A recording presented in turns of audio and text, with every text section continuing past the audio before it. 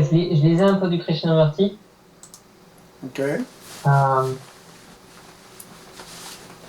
et tu sais, lui, il fait la différence un peu entre le. Il parle de l'observé et de l'observateur en parlant de la mémoire, qui distingue les choses qui sont observées comme quelque chose de différent de lui-même. Tu vois ce que je veux dire?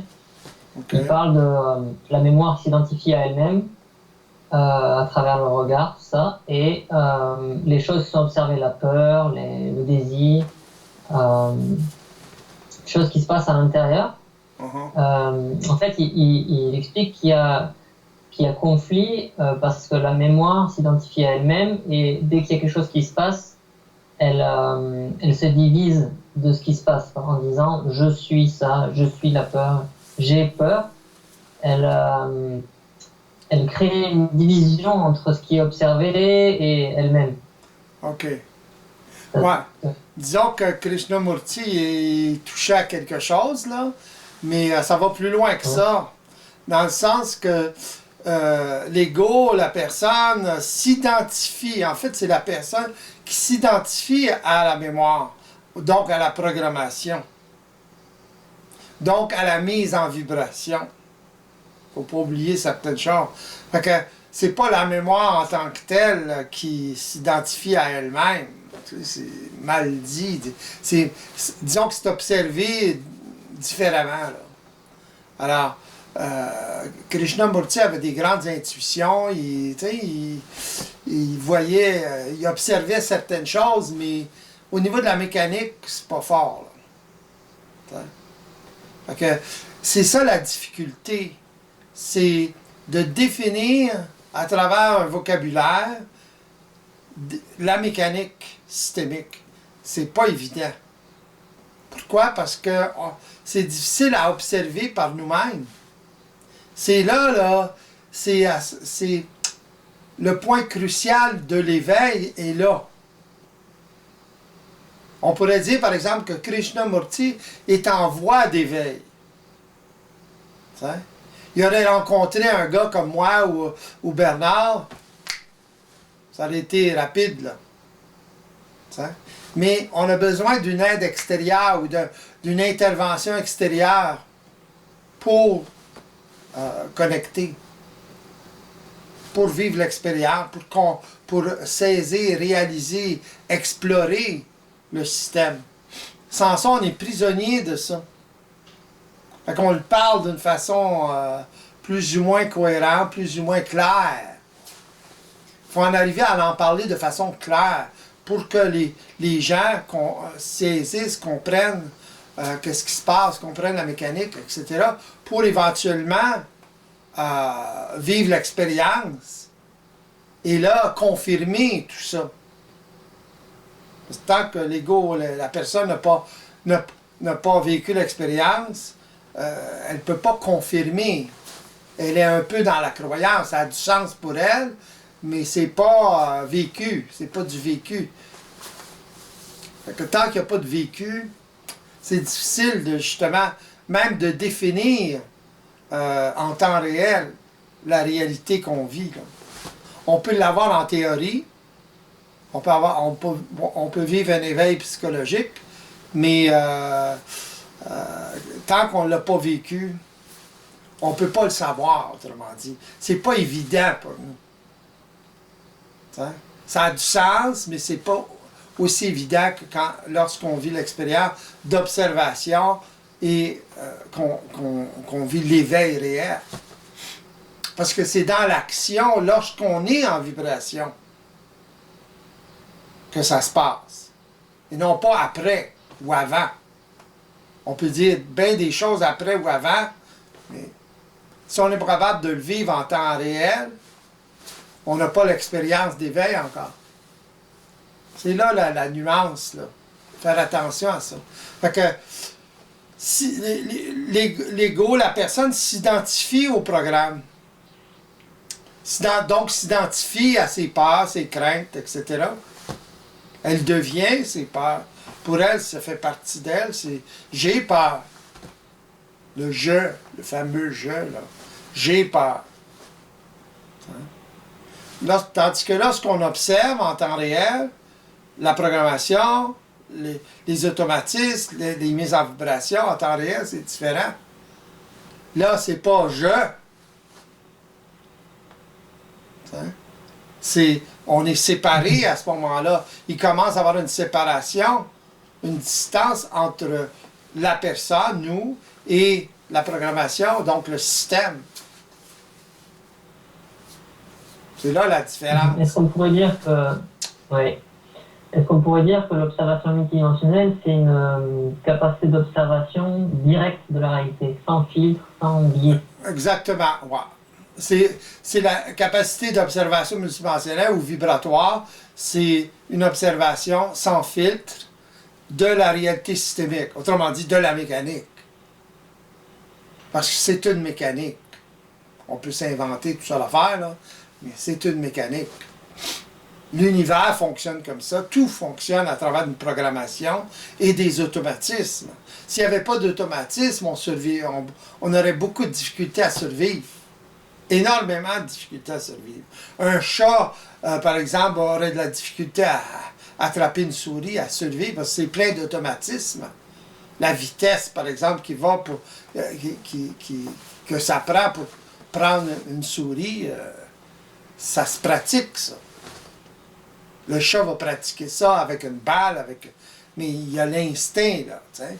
Puis il développe sa capacité à griffer, à mordre, etc. C'est tout des automatismes, ça. Puis sa survie en dépend. Tu sais.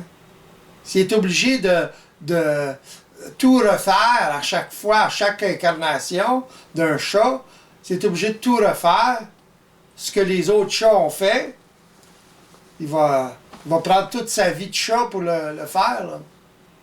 Voyez-vous? Puis il n'y a pas la conscience en conséquence, alors c'est les instincts, c'est les programmes, c'est transmis. La mémoire est comme transmise. Là. Elle est dans le génétique, etc. C'est purement l'instinct. Là. Mais le chat, il doit rentrer dans son corps, dans le sens qu'il doit manifester en temps réel cette rapidité-là, etc.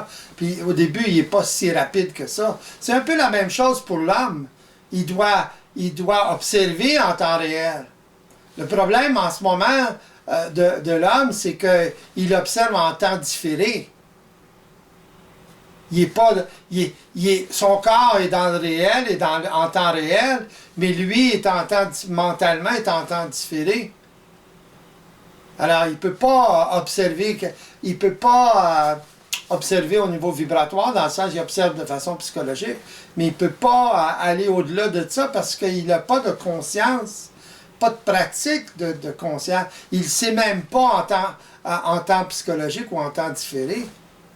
Lorsqu'un individu est instruit de comment ça fonctionne, etc., comment il fonctionne, il ne lui reste plus qu'à passer à l'action. Puis même là, ça prend du temps, là. C'est comme un chat, il doit sortir ses griffes, il doit le pratiquer. C'est comme ça qu'on l'acquiert. L'éveil, c'est pas boum. C'est pas la lumière puis la patente, là. C'est pas ça. Tu sais? Ça, c'est dans les films, dans le virtuel. Les gens s'imaginent, ils veulent pas faire l'effort, ils veulent que ça se fasse tout seul. Puis là, tous les mythes de toutes sortes, c'est boum, d'une shot, tout d'un coup. Mais c'est pas réel, ça. Est-ce qu'on pourrait dire que aujourd'hui l'homme a développé de mauvaises habitudes ou développé une manière d'observer sa vie qui est désajustée? Ah, exactement. Exactement. Et il a pris des mauvaises habitudes dans le sens qu'il est programmé pour observer de façon psychologique. Ça a développé sa capacité d'observation. OK? Il fallait qu'il passe par là, par des erreurs. Alors, ça a développé sa capacité d'observation. Maintenant que sa capacité d'observation est développée, sa conscience psychologique est développée, même surdéveloppée, il doit passer à un autre stage, d'une autre sorte d'observation, une observation supérieure à celle-là. Sans ça, il souffre, sans ça, il se détruit. Parce que la conscience psychologique ou involutive, elle augmente, elle évolue, mais elle évolue d'une façon aberrante, contre l'homme, contre la nature, contre tout finalement. Il se détruit. L'homme en ce moment est en train de se détruire. Il détruit toutes les espèces animales. Il détruit l'homme, les guerres, les famines, etc. Ça n'arrive pas comme ça, tout seul, ça. Il y a des gouvernements qui s'occupent mal de leur population. Ils ne prévoient pas, ils mettent l'argent dans leur poche. Tous les sous qu'ils mettent dans leur poche, c'est une victime. Ça devient une victime éventuellement. Des enfants, des femmes, etc., des hommes qui crèvent de faim. Ça a des conséquences. Alors la personne n'est pas consciente de ça. Tout ce qui lui importe, c'est de nourrir son insécurité en accumulant de l'argent. Puis il croit que s'il est millionnaire, ben là, il peut survivre facilement, puis il ne souffrira plus. C'est pas ça, c'est pas le cas. Ça finit plus, cette affaire-là. Il va en vouloir plus et plus et plus. Le pouvoir, c'est la même chose. Une personne qui n'a pas de pouvoir personnel, individuel, qui n'est pas en puissance individuellement, il veut toujours du pouvoir, il veut être en puissance contre les autres. Pourquoi? Parce qu'il veut compenser pour son absence de puissance. Alors, il accumule la puissance. Même chose qu'il accumule l'argent. Même chose. Le pouvoir, c'est ça. Alors, est-ce que ce qui manquerait à l'homme, ce serait justement d'accumuler une puissance d'observation? Ah ben, c'est évident. Passer à une autre conscience. Mais il ne peut pas passer à une autre conscience tout seul. C'est ça le problème. On y passe tout seul, oui, dans l'action, mais ça prend faut qu'il s'est exposé à cette réalité-là. Puis même lorsqu'il est exposé à cette réalité-là, c'est pas évident qu'il va vivre l'éveil réel. Il peut vivre un éveil spirituel, un éveil psychologique, mais pas nécessairement un éveil réel. Ça dépend à quel point il est évolué. Il y en a qui ont beaucoup de résistance. C'est la résistance psychologique, autrement dit, les habitudes, les programmes, des conflits très forts qui maintiennent la personne dans des habitudes, dans des programmes qui vont contre son évolution. Alors, il y a une résistance. Alors, l'ego doit observer cette résistance-là, premièrement, doit combattre ça, doit ne plus activer ces programmes-là. Pour ne plus les activer, il faut qu'il les observe. C'est là que ça commence, l'observation vibratoire ou multidimensionnaire. Il doit commencer par observer la résistance psychologique, les habitudes. Il doit se sevrer de ça avant. On parle beaucoup de conflits. Qu'est-ce que vous voulez dire par conflit? C'est quoi un conflit? Un conflit, c'est la dichotomie entre le réel ou les tendances naturelles, les tendances naturelles, les programmes très sains pour la personne, contre les influences collectives, par exemple, ou l'autorité collective. Sa propre autorité contre l'autorité collective. C'est toujours le conflit principal, ça. Alors, si l'enfant perd son autorité, à cause de son insécurité, à cause de sa peur d'être abandonné, d'être rejeté, qui crée son insécurité, à ce moment-là, il adopte, sans le savoir, sans en avoir conscience, il adopte l'autorité collective pour ne pas être rejeté. C'est ça le contrat, c'est ça la duperie. Là. L'enfant, il ne sait pas, là, il faut qu'il survive. Fait que, il va accepter les concepts, les règles, etc., de, de ses parents. Ses parents représentent justement la conscience collective, autrement dit, l'autorité collective. Alors, il perd son identité à ce moment. Parce qu'en naissant, il a sa propre identité. Il est dans sa propre autorité. C'est naturel, ça. Mais il la perd à cause que les parents ne sont pas suffisamment évolués. C'est ça le conflit. Alors, il y a un conflit entre lui et ses besoins naturels, son autorité et l'autorité collective. Est-ce que c'est ce lien, justement, qui amène les gens à douter d'eux-mêmes, à douter de leurs actions? Oui, parce qu'ils ne sont pas dans leur identité. Ça ne fait pas partie d'eux. C'est pas intégré. C'est relativement intégré. L'individu, c'est comme si l'individu savait qu'il n'a pas d'identité, qu'il n'est pas réellement dans son identité. Alors, c'est comme de la croyance, il doute facilement. Il ne peut pas ne pas douter lorsqu'il est assujetti à l'autorité collective, lorsqu'il a une identité qui est créée par le collectif, dont sa personnalité. Il ne peut pas faire autrement que douter. Comment il essaierait, je ne veux pas douter, ça ne fonctionne pas de cette façon-là. Je veux avoir conscience en moi, bababi, bababa. Chasser le naturel, il revient au galop. Le naturel étant le conflit, le naturel étant sa part du rejet et de l'abandon, qui le lie occultement à l'autorité collective ou au collectif. Donc, il a une conscience collective et non pas une conscience individualisée. Donc une personne qui souffre justement de ce conflit-là, du doute, etc., pour s'en sortir, est-ce qu'elle doit prendre conscience de toute cette mécanique et de comment ça l'affecte? Oui, exactement. Tant qu'elle ne prend pas conscience, psychologiquement au départ, de tout ça, elle ne peut pas en arriver à ce point zéro-là où elle le vit par elle-même, de façon autonome.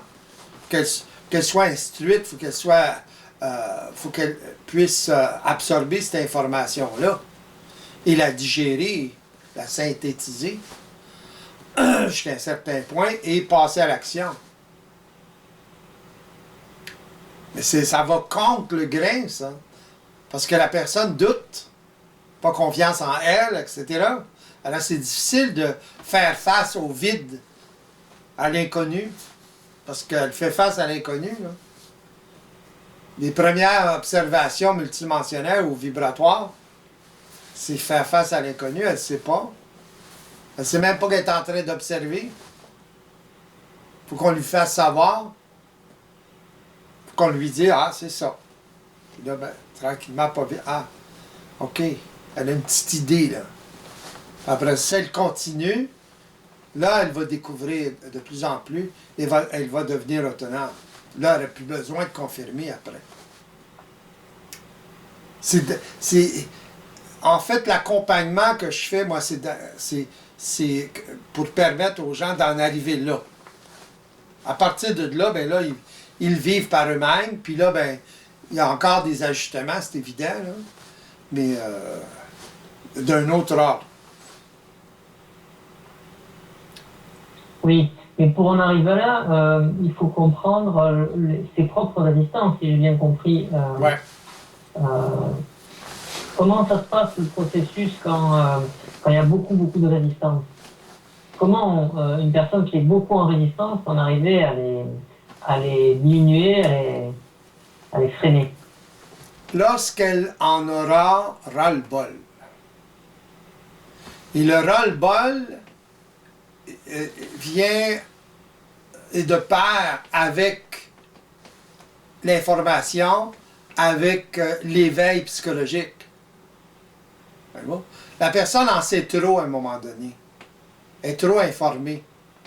Alors, lorsqu'elle se voit happée par l'influence psychologique, autrement dit, la résistance, ses habitudes, ses mauvaises habitudes, ses habitudes à essayer de sécuriser psychologiquement, à un moment donné, elle va en avoir ras-le-bol. Et à ce moment-là, ben, elle commence à observer en temps réel et automatiquement, elle n'active plus ce genre de choses-là. Elle n'active plus ces programmes-là. Ou de moins en moins. Mais il faut qu'il y ait un roll-ball. Et le roll-ball vient du fait que la personne est trop au courant. En même temps qu'elle le vit, qu'elle tombe dans le piège, elle le voit, elle l'observe. Alors, ça crée une drôle de situation au niveau de l'ego, là. Parce qu'il commence à identifier, justement, son identité réelle. Et son identité qui n'est pas réelle. Qui est assujettie au collectif. Quand ça, c'est suffisamment clair, là, l'observation est très précise et très concise. La personne, elle voit là, la mécanique, elle voit les programmes, elle voit les automatismes, les mises en vibration qui créent cette situation-là, qui énergisent la résistance, finalement. C'est lorsqu'elle est en mesure d'observer que ça fait toute la différence. D'observer ce... Oui. Est-ce que toutes les résistances, elles sont liées à l'insécurité naturelle qu'on avait quand on était un enfant, par exemple? Oui. Et c'est la programmation qui a été créée à travers ces insécurités-là, que la personne a amené depuis son enfance, finalement, à répéter, elle a toujours activé jusqu'à maintenant, qui fait que la personne est prisonnière de ces habitudes-là, de ces automatismes-là. Elle essaie de se sécuriser. C'est toujours sécurisé de façon psychologique, donc elle essaie de se sécuriser de cette façon-là, en comprenant, ça a développé son intellect, sa capacité intellectuelle, etc.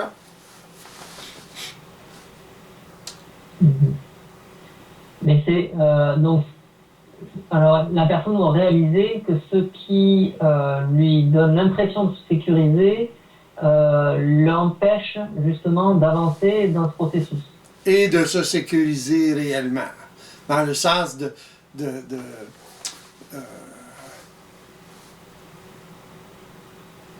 dans sa propre autorité. Parce que c'est la capacité à observer au niveau vibratoire qui amène la personne à avoir de plus en plus d'autorité. Parce qu'elle est dans son expérience. Elle confirme les choses dans son expérience. Et ça crée son identité. C'est dans l'action qu'on crée notre identité. C'est pas dans la philosophie de l'éveil psychologique. Il ne se passe rien, là, à part synthétiser l'information. Beaucoup de gens sont prisonniers de ça. Ils croient qu'ils savent quelque chose parce qu'ils l'ont synthétisé, etc. Psychologiquement, mais ce n'est qu'une synthèse de la réalité. Mais ils ne l'ont pas encore vécu. Est-ce qu'on pourrait dire que de l'action, que de l'identité, c'est de l'action sans doute, sans lien avec le collectif? Oui, exactement. Sans doute, sans lien avec le collectif, c'est évident. Ouais. Autrement dit, vous êtes face à vous-même, dans le sens que c'est vous qui observez la mécanique, etc. Il n'y a personne qui vous dicte quoi que ce soit, là. On vous a informé, je suis d'accord, mais là, il faut que vous vérifiez l'information. Si vous ne vérifiez pas l'information, ça ne vaut rien. Puis de la philosophie, ça ne sert à rien. Tout ça sert seulement lorsque la personne, l'ego, passe à l'action. Autrement dit, est en mesure d'observer vibratoirement ce qui se passe. Autrement dit, qu'est-ce qui se passe? Là? Je suis en train de me faire prendre. Là, si j'embarque là-dedans, là, j'active le programme. Automatiquement, vous le savez. C'est ça, observer.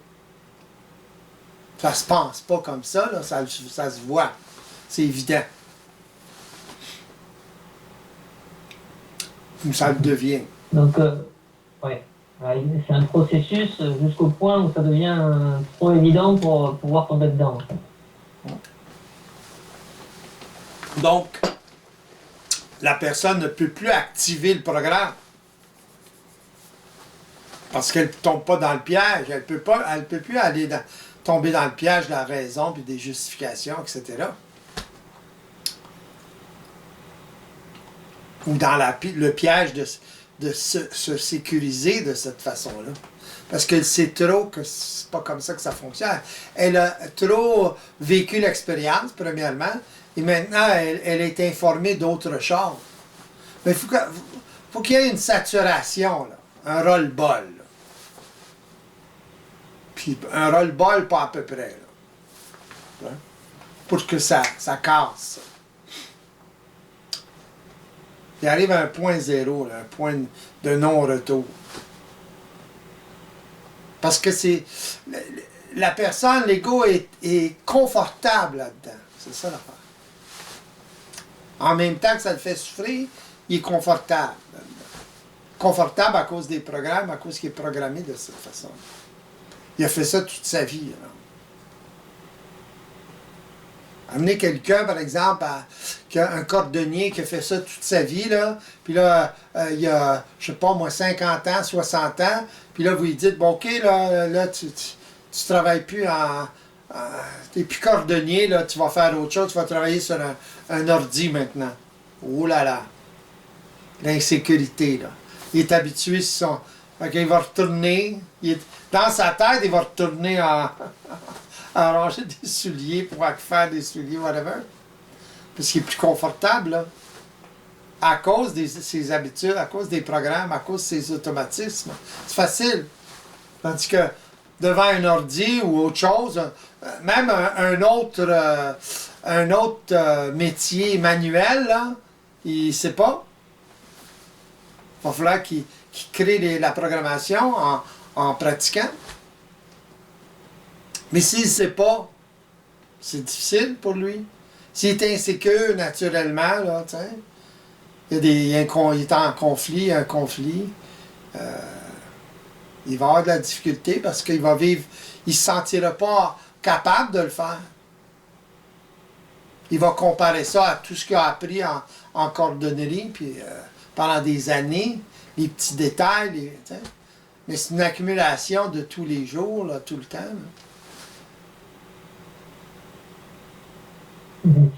Alors, quand on observe un enfant, on voit qu'il est dans son action et il est un petit peu dans son autorité, il ne se pose pas de questions, il est toujours dans cette action-là. Ouais. Et ça me fait penser, donc cet enfant, il ne se sent pas face à un vide, justement. Lui, il est dans l'action et il est bien dans l'action. C'est ça, il est bien dans le vide. Pourquoi ouais, il est bien dans le vide. Alors pourquoi un adulte, lui, perd cette capacité à être bien, justement, dans l'action, dans ce vide? Parce que l'appréhension du nouveau. Oui, parce que son environnement, lorsqu'il est jeune, lui casse cette autorité-là à travers la peur du rejet et de l'abandon. Autrement dit, il accepte l'autorité parentale ou collective qui n'est pas ajustée à la réalité. Donc, lui, à travers son conflit, justement, de sa peur de ne pas survivre seul, il ne survivrait pas de toute façon, là, il le sait instinctivement, alors il accepte l'autorité, puis ça va loin, ça. Il y a des enfants, par exemple, qui adoptent complètement, qui se rebellent jamais. Puis il y a des enfants qui se rebellent. Ils sont plus rares. Il y a beaucoup d'enfants qui acceptent tellement là, qu'ils veulent faire plaisir aux autres, par exemple, tout le temps. Puis si l'autre n'apprécie pas ce qu'ils font pour eux, à ce moment-là, ils sont déçus. Ils vont souffrir, ils vont chialer à cause de ça, etc. Chez les couples, la femme qui se dévoue, puis l'homme qui n'apprécie pas. T'sais? Mais elle se dévoue pourquoi? Elle se dévoue à travers un programme. Voyez-vous? À travers la peur de ne pas plaire. T'sais? À travers le fait qu'elle veut plaire, elle veut être appréciée. T'sais? Mais à partir d'un conflit. Fait que si elle n'est pas appréciée, là, c'est la cata. Il y a le rejet, quoi. Ouais. Le rejet est derrière. C'est ça. C'est la réaction émotionnelle. Tu m'aimes pas, bababi, bababa, tu m'apprécies pas, tu sais. Mais là, il y a une demande. C'est comme un. Tu sais. Ça devient vampirique, là. Tu sais.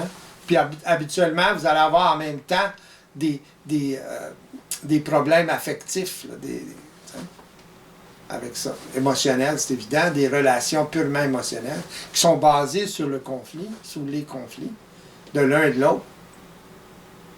Les gens ne peuvent pas communiquer comme ça. Ils vont communiquer à travers le conflit. Ils communiquent, mais ils chialent, ils se crient après, whatever.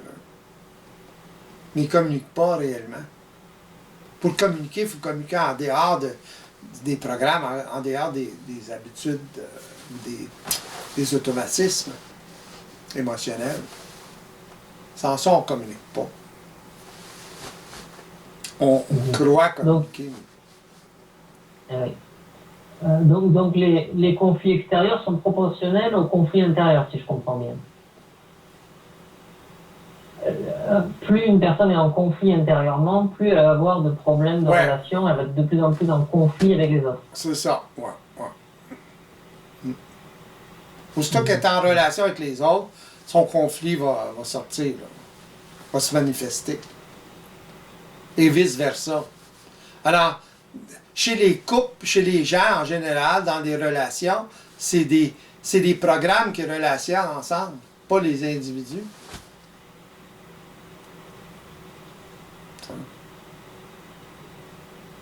Donc les individus doivent mettre de la présence, de la conscience dans leurs actions et comprendre à quel point ils sont mécanisés, à quel point ils réagissent. C'est ça. Quand vous avez deux individus comme ça qui sont en mesure d'avoir conscience de ça, à ce moment-là, ils commencent à communiquer ensemble. Ils vont vivre l'expérience de communiquer ensemble. Premièrement, communiquer avec le système, par eux-mêmes, là, voir comment ça fonctionne en temps réel, et par la suite, commencer à communiquer horizontalement, pas verticalement, là, une autorité, horizontalement avec l'autre personne. Puis là, bâtir, développer, évoluer, faire évoluer ce genre de communication-là, c'est pas évident, là. Il y a tellement de pièges, là. Alors, à ce moment-là, surtout avec un enfant, là, mais même entre adultes, ça prend de la communication horizontale. Autrement dit, intelligente.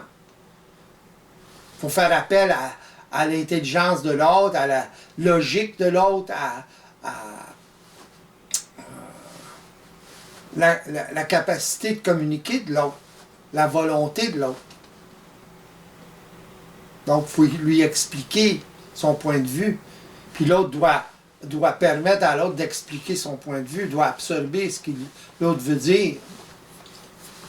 Ils n'ont pas filtré à travers ses propres programmes. En ça, il y a l'interprétation de ce que l'autre veut dire. À ce niveau de communication-là, il faut écouter ce que l'autre veut dire, pas ce qu'il dit exactement, ou ce qu'on pense qu'il dit. Alors, si on n'est pas sûr, on pose une question.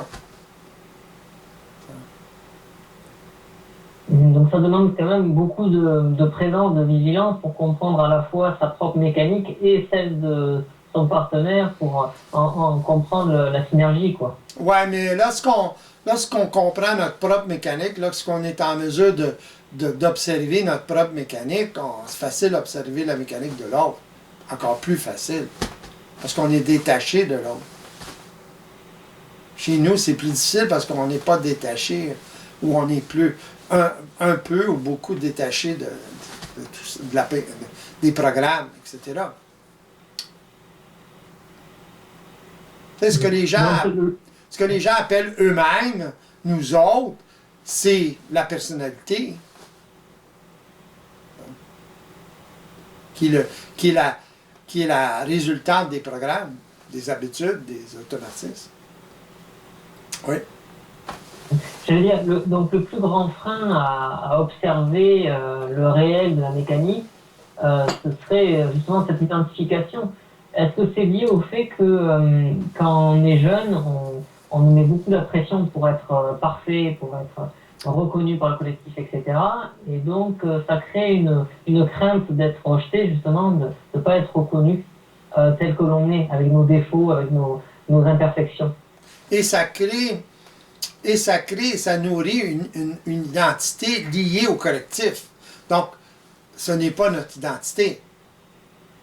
C'est ça que l'ego fait, c'est ça que l'adolescent fait, ou l'enfant fait à partir du moment où il signe le contrat avec le collectif, à part peur d'être rejeté et d'être abandonné.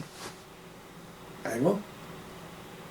Il est tout le temps en interaction avec les autres, mais en réaction. Alors, il bâtit tout le temps cette identité-là, une identité qui est liée au collectif. C'est comme son identité, mais c'est pas lui, il croit que c'est son identité, parce qu'il ne connaît pas d'autre chose. Mais le problème avec ça, c'est que ça crée justement le doute, etc. Pourquoi? Parce que cette identité-là est liée au collectif. Elle est dictée par le collectif. C'est ça le problème. La personne n'est pas seule à développer sa propre identité. Être seul à développer sa propre identité, c'est l'équivalent de ce qu'on parlait tout à l'heure, d'être dans l'action en temps réel, puis d'observer en temps réel. Puis c'est nous qui définissons la réalité, dans le sens que on est en mesure de l'observer, d'observer les mécanismes, etc. Voyez-vous? Là, il n'y a pas de doute là-dedans. Il n'y a plus de doute. Pourquoi? Parce que à travers l'observation, on manifeste notre identité réelle. Elle est toujours là. Mais quand on vit ça, on la manifeste. On l'éveille. C'est ça l'éveil. On éveille cette identité-là. On éveille la personne. Elle est toujours là, mais elle est occultée. Elle est comme aveuglée par le lien avec le collectif, avec l'autorité collective, qui usurpe son identité dans un sens. Donc, elle développe une identité qui est liée au collectif. Donc, elle ne peut pas manifester sa propre identité, observer à un autre niveau comme ça. Elle n'est pas autonome. Elle est toujours dépendante du collectif. Alors, comment je suis vu, ma valeur dépend de la valeur que les autres me donnent, etc., etc., etc. C'est ça le lien avec le collectif. Mais lorsque l'ego est en mesure d'observer par lui-même, en temps réel, il est tout seul. Il n'y a plus besoin de personne. Là. Voyez-vous? Dans le sens que c'est son expérience. Il est totalement autonome dans l'expérience. C'est évident que ça prend un certain temps. Il faut qu'il répète l'expérience, c'est évident. Mais il devient de plus en plus autonome. Puis c'est ce que j'appelle l'éveil réel. Il crée son identité en se séparant de l'identité psychologique, premièrement, en étant en mesure de l'observer, ça, l'influence collective au niveau de l'autorité collective. Et à ce moment-là, ben, il développe son identité. C'est bien que ça fonctionne. Alors, comment on peut percevoir l'impact de l'autorité collective dans son expérience? Par le doute, justement. Si vous avez des doutes, si vous doutez de vous, à ce moment-là, vous êtes sous l'influence de l'autorité collective. Vous n'êtes pas dans votre identité. Automatique. Vous doutez à cause de ça. En n'importe quelle Donc, c'est à forme. travers la conséquence. Pardon? Ouais, c'est la conséquence. Ouais. Comme un symptôme, en fait. Ouais. Si vous avez peur, quand vous avez peur de n'importe quoi, vous n'êtes pas dans votre identité. Vous êtes sous l'effet de l'identité collective. Pourquoi? Parce que la peur que vous vivez dans n'importe quelle forme, elle est liée à la peur de l'abandon et du rejet. Donc, c'est la peur de l'abandon et du rejet qui vous lie avec le collectif, l'autorité collective. Vous ne savez pas, mais c'est occulte, c'est fait comme ça. C'est votre peur qui vous lie à ça. Lorsque vous n'avez plus peur parce que vous commencez à vivre par vous-même, autrement dit des expériences par vous-même au niveau de l'observation vibratoire, votre peur disparaît, là. Votre insécurité elle disparaît. Vous allez vivre une insécurité normale. Hein? Quand vous avez à être insécure dans le sens d'être vigilant par rapport à un danger quelconque.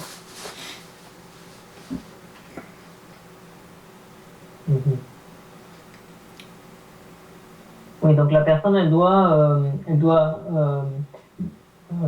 se voir en mécanique en temps réel au fur et à mesure et progressivement discerner, comprendre comment ça impacte sa conscience.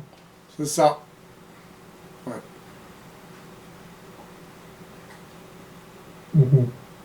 C'est ça qui va faire toute la différence.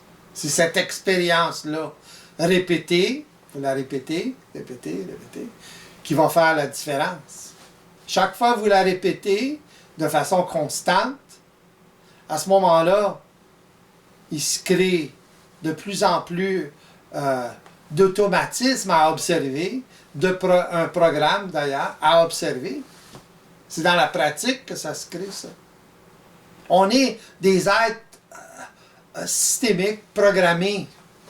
Donc, on a à se programmer d'une façon plus ajustée à la réalité, c'est tout. Et ne plus activer ce genre de programme-là par l'action et désactiver les autres programmes par l'inaction. Lorsque vous êtes dans l'action d'observer, vous êtes dans l'inaction du programme que vous observez. Voyez-vous? Le programme a beau se déclencher, vous êtes en vibration, ça n'a pas d'importance, vous êtes en mesure d'observer. Donc, vous n'activez pas le programme, dans le sens de passer à l'action avec l'automatisme du programme. Voyez-vous?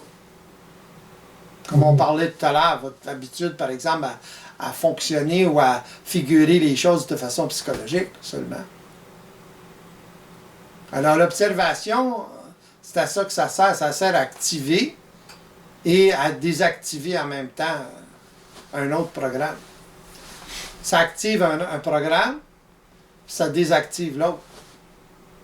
Ou plutôt, ça désactive et ça active. La désactivation. L'observation multidimensionnelle, oui. Pardon? C'est je disais, alors l'observation multidimensionnelle, elle est, c'est une action, mais elle n'a pas de mouvement. C'est juste une constatation. C'est juste une constatation. Ouais, il n'y a pas d'attitude là-dedans. Si vous le voyez ou vous ne le voyez pas. Vous êtes en mesure de le voir, de l'observer ou pas. On ne peut pas forcer ça. Mais à ce moment-là, oui. Mais à ce moment-là, l'énergie n'est pas employée. Elle est simplement contenue.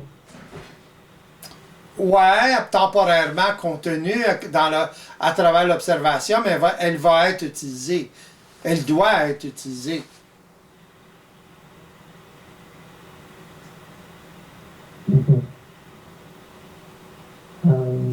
Parce que la plupart du temps, quand on observe, malgré l'observation, il y a quand même action. Il y a quand même une émotion qui s'enclenche. Alors, comment on peut aider les personnes qui, malgré l'observation, sont toujours dans l'automatisme? On ne peut pas les aider dans le sens, la seule chose que je pourrais dire, c'est que après un certain temps, si elle vit les deux expériences en même temps, là, celle de succomber et celle d'observer qu'elle succombe à la tentation, dans le sens de... Dans le sens... Ma chatte vient de pogner une souris. On parlait de ça tout à l'heure. Pif. OK, où est-ce qu'on était là?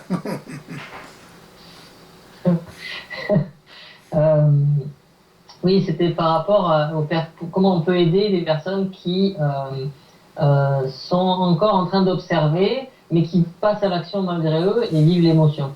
Ouais. Ben, ça se fait tout seul dans le sens que plus elle va observer qu'elle est dans l'action, OK? Dans le milieu de l'action, finalement, éventuellement, elle va en avoir ras-le-bol, puis elle va être en mesure d'observer en temps réel. Voyez-vous, à ce moment-là, ce qui se passe, c'est que l'ego est en temps réel, l'observation est en temps réel, mais l'action n'est pas en fonction du temps réel, genre. Dans le sens que l'action, elle est propulsée par la mémoire. Elle est vécue par l'habitude psychologique de le vivre. Autrement dit, l'inconscience. Mais là, c'est plus l'inconscience puisque la personne observe. OK? C'est purement l'automatisme. Alors, à ce moment-là, la personne est en mesure d'observer à quel point elle est sous l'effet de l'automatisme. Lorsqu'elle va prendre conscience suffisamment de ça, elle ne pourra plus vivre ça. Impossible. Parce que elle fait une différence à ce moment-là, son identité et l'identité psychologique d'antan. Mm-hmm. Mais elle le vit quand même par habitude, par automatisme. Il y a un chevauchement de conscience. Mm-hmm. Ouais. Est-ce qu'on peut dire que l'homme, c'est à la fois un mouvement dans le temps, à travers les mémoires, des réactions, et une conscience de ce système-là dans un même temps? Ouais. Mm-hmm. Mm-hmm. Mais l'homme est toujours associé, et il n'a pas conscience qu'il est à la fois un mouvement mécanique et à la fois une conscience libre de la mécanique. Oui, exactement. Parce qu'il n'est pas dans son identité. Il est pas capable de voir ça, ça lui est occulté, ça. Par quoi? Par tous les concepts, la mémoire, etc., de l'autorité collective. Depuis Adam. Alors, c'est quelque chose, là. La personne qui doute tout le temps, là, c'est quelque chose, ben, remettre ça en question. Qui suis-je, moi? Il y a des gens qui vont dire, de quelle autorité vous faites ça, vous? Really? De ma propre autorité, c'est tout. Toute personne est capable de faire ça. Mais c'est un tour de force, dans le sens que l'influence est tellement grande, la peur en plus est tellement grande, etc. Il faut réellement là, synthétiser tout ça dans le sens de... ça doit être suffisamment clair pour passer à l'action. Puis lorsqu'on passe à l'action, en temps réel, dans le sens de l'observation, ça s'accumule, puis là, ben, on rentre de plus en plus dans notre autorité. C'est l'observation qui nous fait vivre, qui nous fait évoluer au niveau de notre propre autorité, notre propre identité. On ne peut pas développer une identité réelle sans passer à l'action, autrement dit sans observer au niveau vibratoire. Impossible. Ceux qui croient ça sont dans les patates. C'est très psychologique. Dans la spiritualité, les gens croient ça. C'est de la foutaise. Mm-hmm. Tant qu'ils vont croire ça, ils vont rester prisonniers de ça. ils vont souffrir. Quand ils vont Parce qu'il y a, réaliser ça. oui, Pardon? il y a quand même des personnes qui sont un peu plus évoluées, même au sein de la spiritualité. Est-ce que c'est parce que, sans qu'ils le sachent, sans qu'ils comprennent vraiment d'où ça vient, ils ont un peu plus de compréhension de leur propre mécanique? Ouais, c'est plutôt intuitif. Mais ça doit dépasser l'intuition, là. Parce que l'intuition, c'est pas clair. C'est parce que l'intuition est toujours interprétée psychologiquement. C'est ça le problème. OK? Tandis que lorsqu'on observe au niveau vibratoire, ce n'est plus à un certain moment donné interprété de façon psychologique. C'est ça la différence. Il y en a beaucoup de gens qui sont très évolués là, psychologiquement, parce qu'ils ne sont pas très évolués réellement. C'est dans le psychologique. Spirituellement, whatever, mais ils sont très intuitifs. Mais le problème, c'est qu'ils interprètent ça de façon psychologique. Ça veut dire quoi, ça? Ils interprètent ça à travers leur mémoire. Quelle mémoire? Toute la mémoire collective. Leur propre mémoire est teintée de la mémoire collective. C'est ça le problème. Ils vont dire, ben oui, mais c'est ma mémoire. Non, elle est teintée par le collectif. En ça, tu ne serais pas dans la spiritualité. En ça, tu sais. Puis ils doutent. C'est pas absolu, là, l'affaire. Tandis qu'une personne qui l'a vécu l'expérience par elle-même, qui l'observe, ça devient absolu. C'est absolu. C'est évident. Mhm. Donc tout est une affaire d'en arriver à développer une capacité d'observation qui n'est pas assujettie à la mémoire finalement. Ouais. Qui n'est pas assujettie aux réactions émotionnelles liées au passé et qui comprend les liens avec la collectivité et le poids de la collectivité sur sa conscience. C'est ça, qui est capable d'observer tout ça en temps réel. C'est qui observe ça? L'identité réelle, autrement dit la personne, qui commence à s'éveiller, là. Quand elle a vécu un éveil psychologique, puis après ça, elle a commencé à observer par elle-même, donc elle commence à s'éveiller, là, parce qu'elle est dans l'action. Fait que la résultante de ça, c'est l'éveil total, ou à part, tu sais, et l'identité. La personne qui vit de sa propre identité, qui est la personne qui s'éveille, ou qui est éveillée, parce qu'elle a vécu l'expérience. Donc, elle est capable de décrire l'expérience. Ce que je fais, moi, je décris l'expérience. Si je n'aurais pas l'expérience, je ne pourrais pas parler de ça. Tu sais? Si quelqu'un me l'aurait dit, je ne pourrais pas en parler comme ça. Impossible. Parce que je ne l'ai pas vécu, je ne l'aurais pas vécu. Voyez-vous? Je suis capable de parler de cette façon-là parce que je l'ai vécu. Et non seulement je l'ai vécu, je l'ai vu à travers maintes personnes.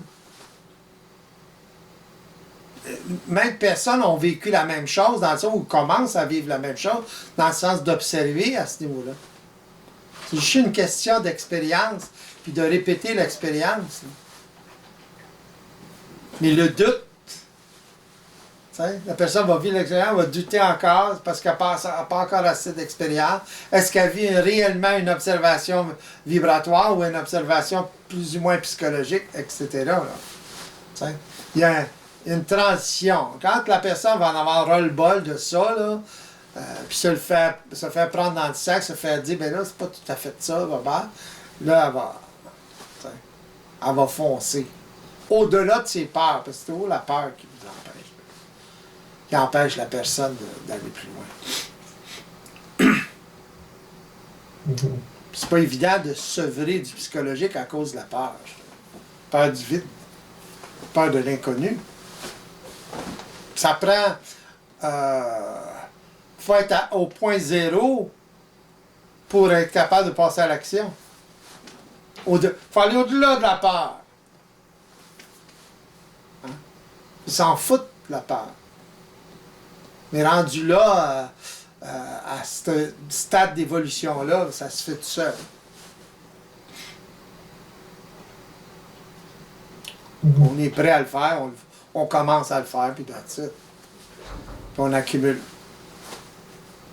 Oui, donc dans un sens, c'est pas un choix, c'est quand on est prêt, ça se met en place. Si on est bien influencé. Ouais. Si vous êtes. Puis ça dépend de vous, ça dépend de votre. Du degré du conflit, autrement dit, la force du conflit. Hein? C'est très fort, mais là, c'est plus difficile. C'est moins fort, c'est un peu moins difficile.